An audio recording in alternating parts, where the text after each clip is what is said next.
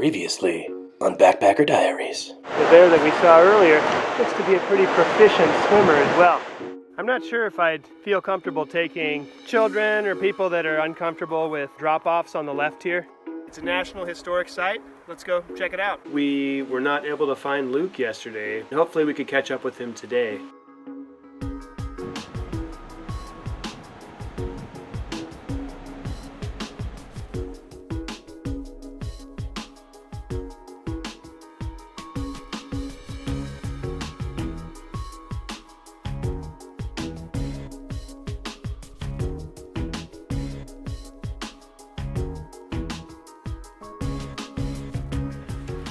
Today's September 24th, 2018.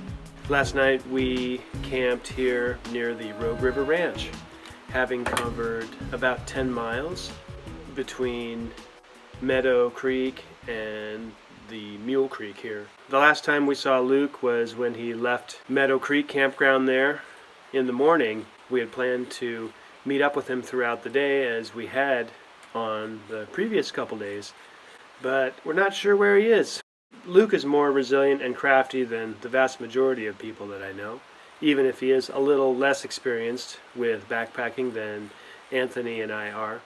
So I'm confident that he'll be okay wherever he ended up sleeping last night. The most likely scenario is probably that he just made it down to the next campsite, another couple miles downstream. So hopefully we will see him there.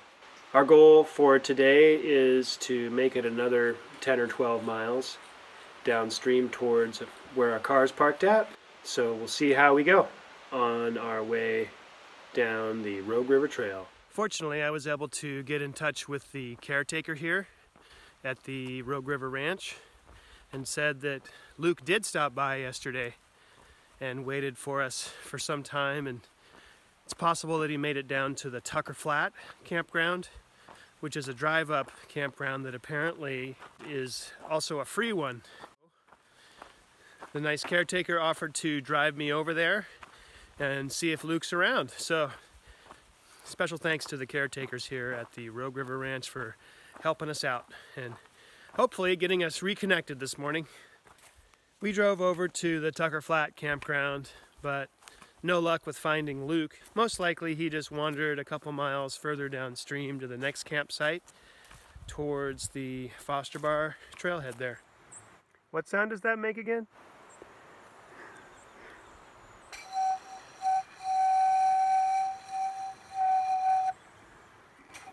Kind of a one-note wonder there. I guess they're different lengths.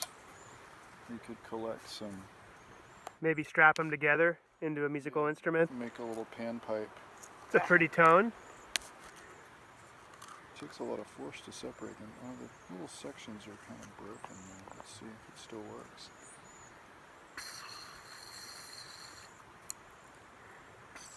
Maybe with your pocket knife?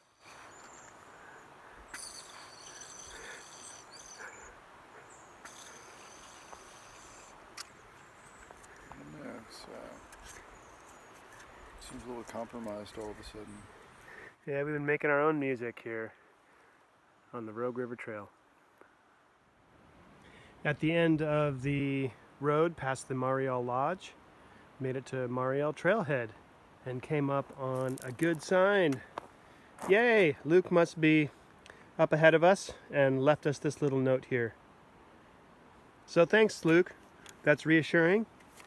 And I'm gonna continue on down towards Blossom Bar and the Rogue River Trail. According to Frank, the caretaker, apparently an aluminum fishing boat got stranded on Blossom Bar, one of the roughest rapids on the entire river, a little over a week ago, and they're still trying to get the boat out from where it's pinned up against the rock and the current. So look forward to seeing if it's still there about 2 miles downriver from here. Another beautiful section of trail here with some wildlife to match. Nice little congregation of butterflies here. Just after Inspiration Point.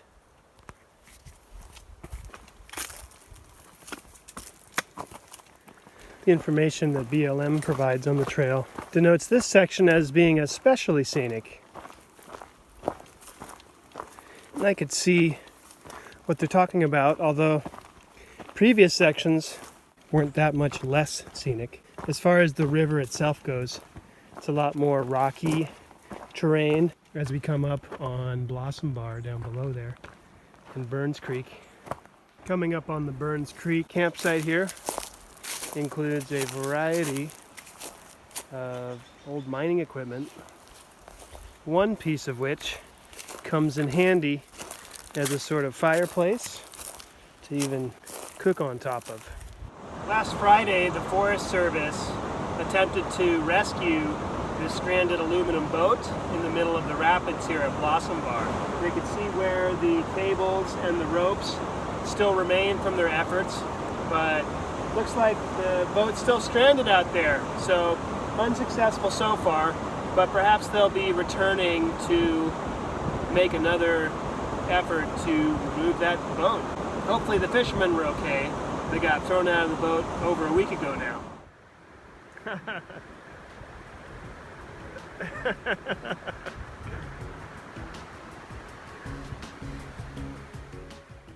You definitely see why this is considered one of the gnarliest sections of rapids on the whole wild and scenic section here of the Rogue River.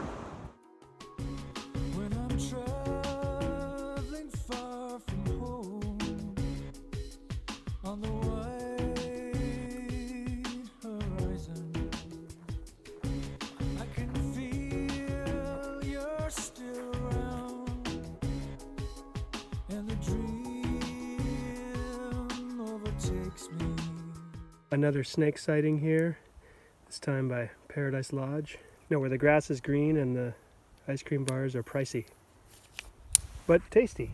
They were pretty tasty. Yeah, worth the stop. With enough space here to probably land a small plane as well. Everything gets delivered by boat here at Paradise Lodge, so understandable why they would want to be charging a premium for what they offer, which is mostly services for fishing trips on their way down the Rogue River.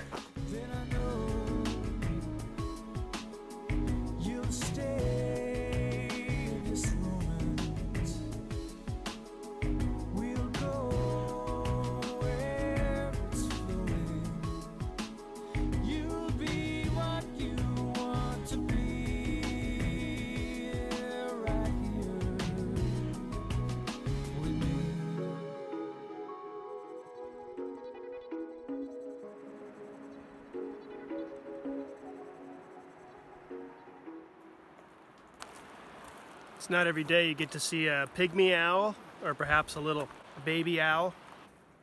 This section of the trail below Paradise Lodge has, again, quite a bit of rugged sort of cliff-line trail that involves a drop-off, so not a section that would be good for people that might suffer from vertigo. Found myself getting a little dizzy on some of these ledges myself, but a beautiful rugged river shore for sure, as the river continues to dig through some volcanic rock here.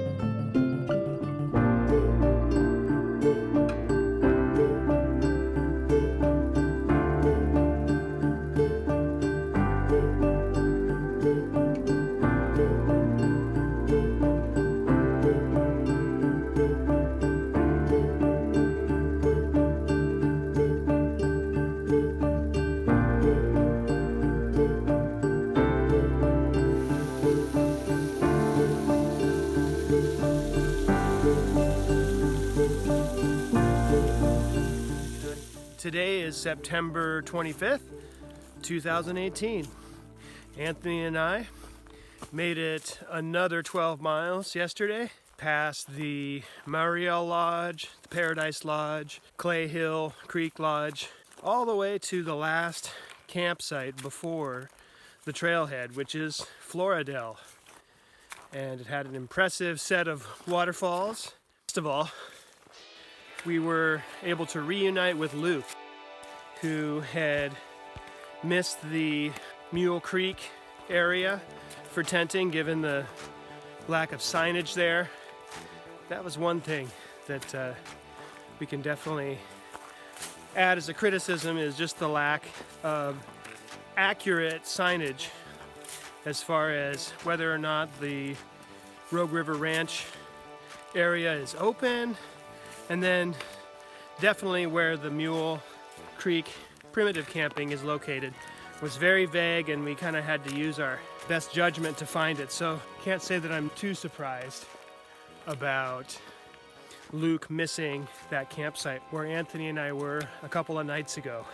In any case, it was great to reunite with him, and now we have about 5 miles to go before we get back to the car, and more spectacular river scenery to enjoy along the way.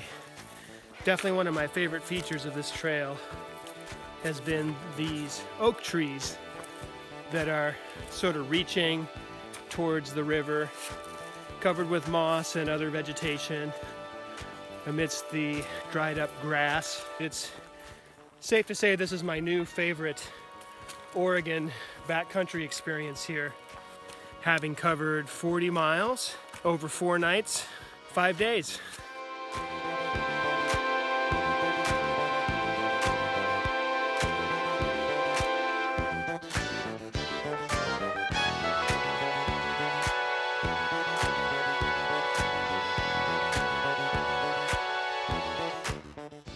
Glad that Bear Camp Road is open again, like it was when we spotted the car in the first place. There was a chance that might not be the case given the wildfire situation here. Yeah. Near Agnes. Yeah, and even just now, coming onto the road, there was that sign that said 14 miles in, the road may be closed. Fortunately, we just saw a couple people and asked them, and they said that it's open. But I guess at any given time today, if the wind shifts the wrong way, nobody's getting through. Indeed. So what were your guys' impressions of the Rogue River Trail?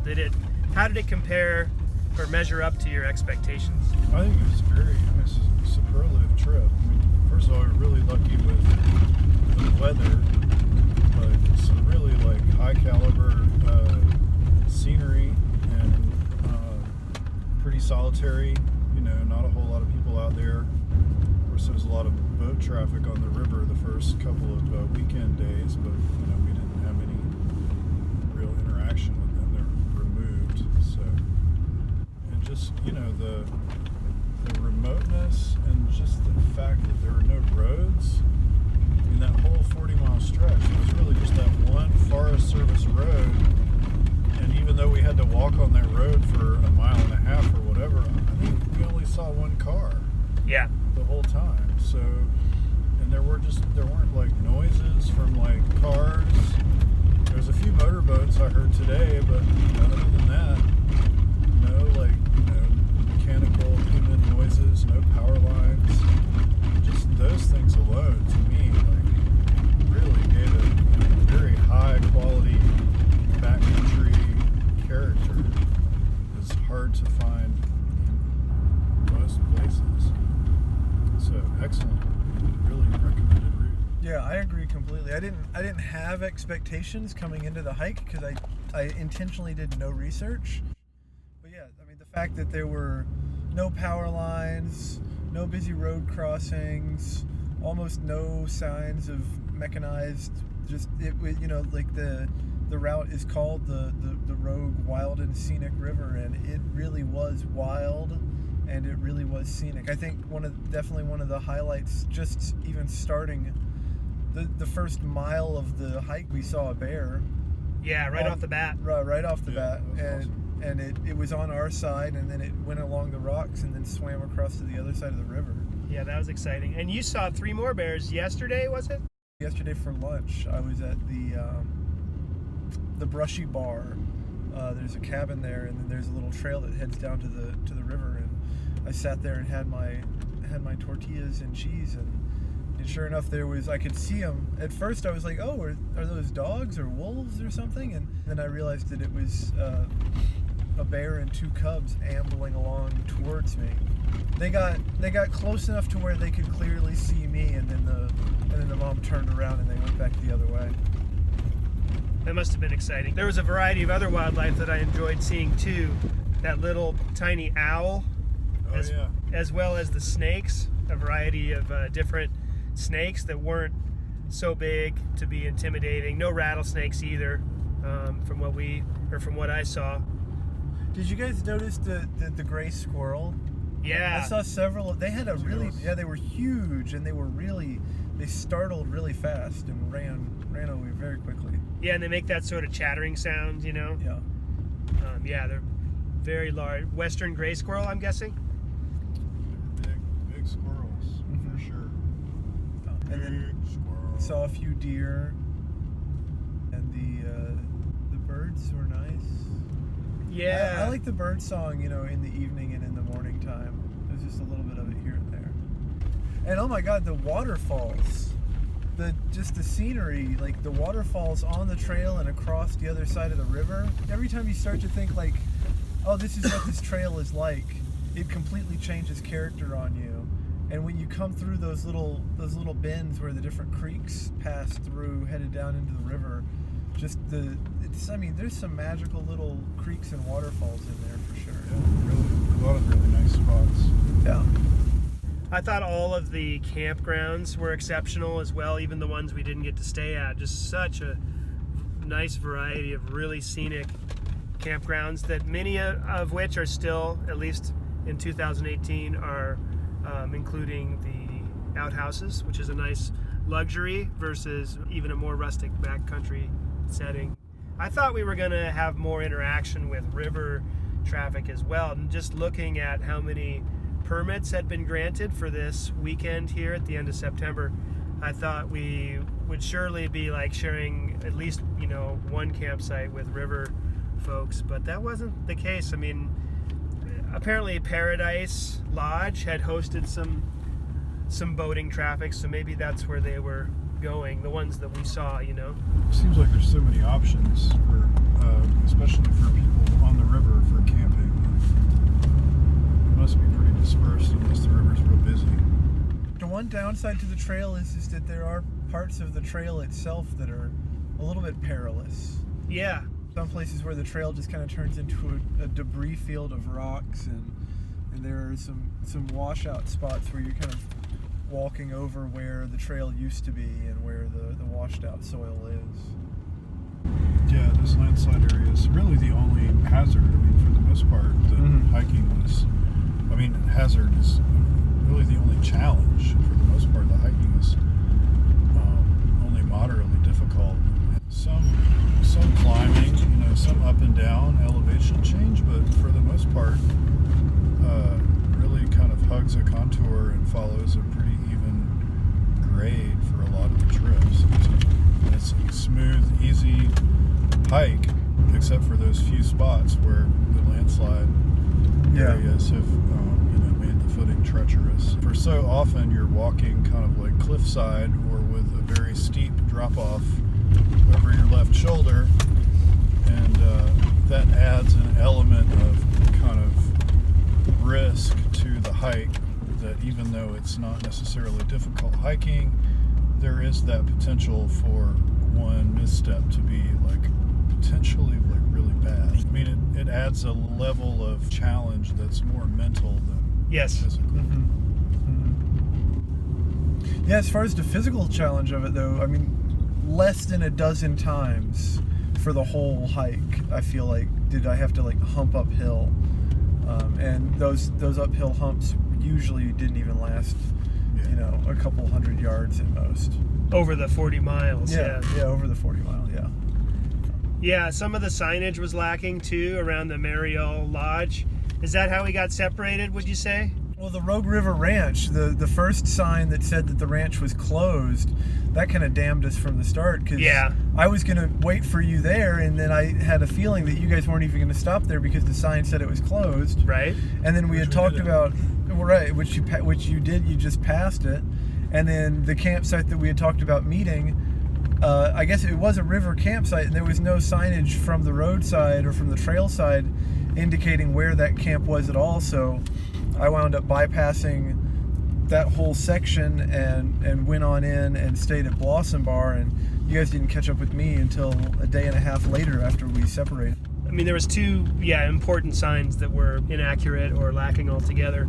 Right. That really kind of did us in there. But I'm glad we reunited at Floridale on that. Oh. That's perfect. That was a great place to be, and it had one of the better waterfalls on the trail side of the river for sure. Definitely. Yeah. So it's only a shame that you guys didn't get there earlier in the day for the swimming, because it was a premium swimming hole. Right from the rock face, you could just dive straight down, and the current was not too high, and there were no rapids in that area. It was really probably the best place to go swimming out of all the places that I saw on the hike. Yeah, that was a beautiful sight. So Luke, this is your first backpacking trip in a while, in a few years or so. So what would your advice be then to people that are considering trying backpacking, maybe for the first time? I would advise that, if you know anyone that is a backpacker, that you refer to them for kind of helping you determine the best way to pack out your things and what kind of supplies you're going to need to have with you. And from my experience, what I've read about, people taking on the AT or something like that the first time, really having somebody who helps you get a grip on not overpacking, because, 5 hours in on the day, you're going to want every pound that you don't need to not be on your back. And also to get a backpack that's really well fitted so that you're not carrying all of the weight on your shoulders.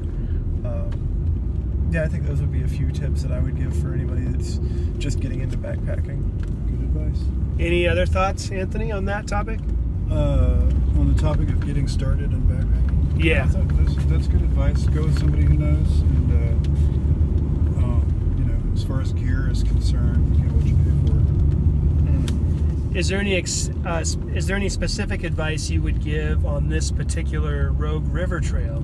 It's pretty forgiving, really. I mean, I guess, no options for resupply or anything like that. So, what you got with you is what you've got. You don't want to short yourself. And we did find the one place along the way that was willing to sell us some treats. I think they had ice cream, M&Ms, Kit Kats, and like sodas to choose from. So while it was, pricey, it was refreshing there at the Paradise Lodge.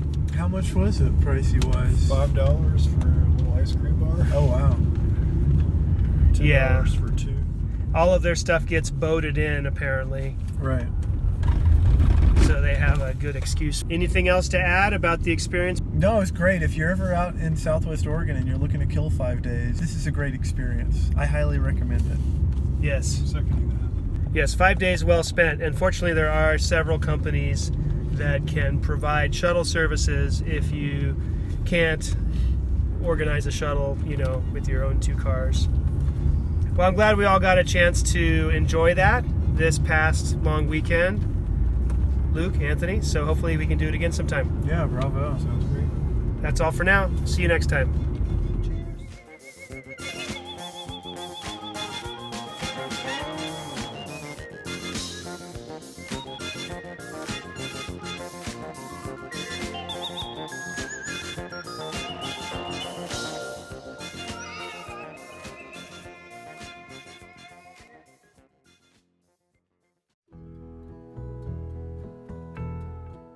On the next Backpacker Diaries.